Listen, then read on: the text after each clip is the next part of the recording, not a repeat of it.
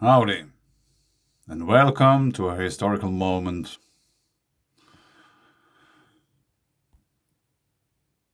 Let's go from the past to the present moment and stop for a moment. I almost messed up the languages. So now is now. We have still wind going from the south between England or Norway and Iceland. We already have wind going down southwards on the coast of Greenland. I have been talking about a boundary which emerges here or here, anyway, between Iceland and Europe.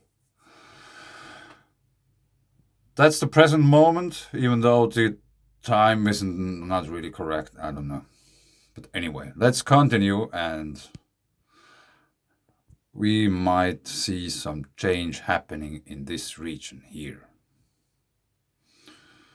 which is going to happen in the next night.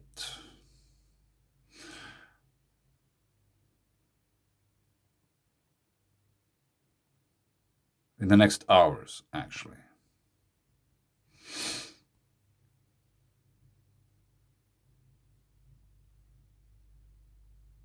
There is basically where it stops.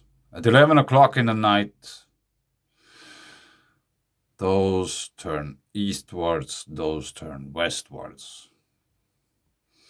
And nothing is going any more northwards.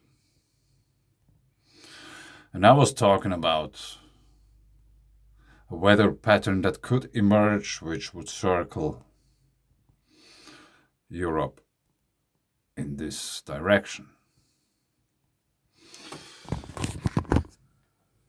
And I'm really sorry to say that I might be correct with that.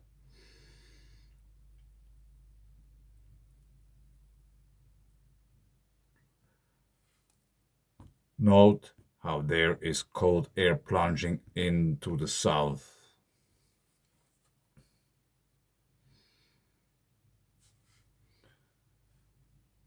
And if you watch how they go into this weather system, which might propagate to some extent to this direction, but it's not that warm anymore. So it might turn around back, which means there's still no warm air flowing up into the north between England, Norway, and Iceland. Let's say Europe and Iceland, if it's okay.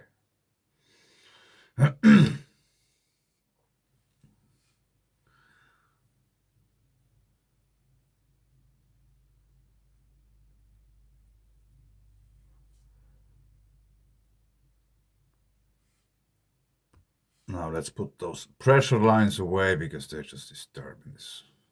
We don't need them. I wanted to point out still, as you watch how far south the cold air is extending during the next week.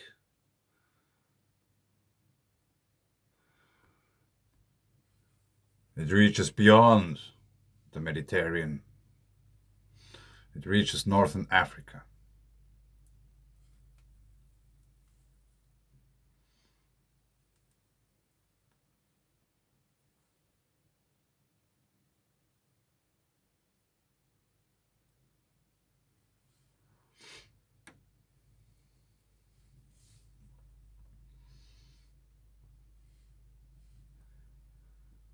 And still, a boundary.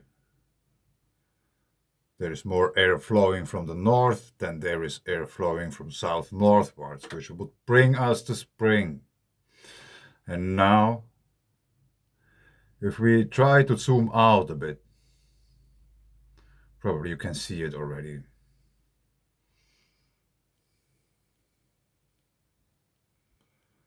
It starts to spin over Europe.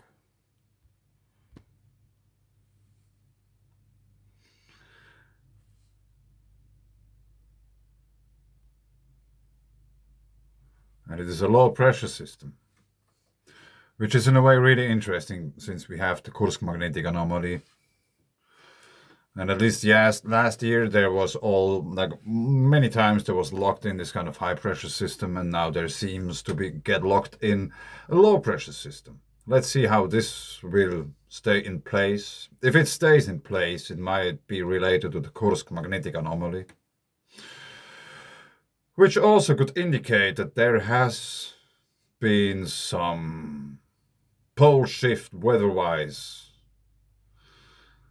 happened like in recent times if there's now a low pressure system getting locked into the place, because weather systems tend to react to the things which are going below down in the ground. That's why we had usually the Azores high pressure system and all these kind of things, old patterns which in a way seem to be changing. And if we go back in time to the present moment, we might still have the chance to watch, at least for some time, the last times when we had this warm air flowing into the Arctic.